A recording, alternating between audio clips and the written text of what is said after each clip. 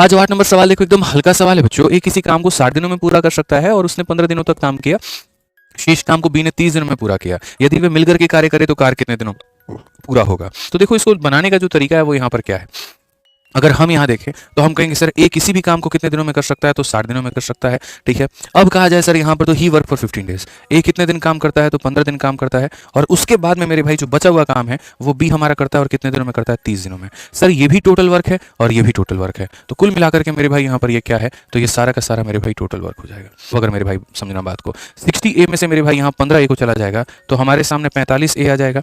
45 ए का मान हमारे 30 बी के बराबर होगा। 15 से काटेंगे तो 3 बार में और 15 से काटेंगे 2 बार में। ए अपॉन बी जो होगा मेरे भाई यहाँ पर ये हमारा बराबर होगा 2/3 के। यहाँ से आपने क्या कर लिया, क्षमता निकाल लिया। यहां से आपने क्या कर लिया, क्षमता निकाल लिया। ठीक है कि सर जो काम ए 60 दिनों में कर सकता था वही काम उसने 15 दिन किए, फिर बी ने 30 दिन किए। इस तरीके से करके हमारी क्षमता आ गई। अब कहा गया if they work together the work will be completed in, यानी जो काम ए 60 दिनों में करता है, जो काम ए 60 दिनों में बच्चों करता है, अगर वही काम दोनों मियाँ बीवी मिलकर के करें, ए और बी मिलकर के करें तो कितने दिनों में करेंगे। तो अगर हम यहाँ देखें तो ए का मान कितना है, 2 है, तो यहाँ पर हो जाएगा 2 × 60 और ए प्लस बी का जो मान है वो 5 है और 5 इंटू कितना हो जाएगा, टी हो जाएगा।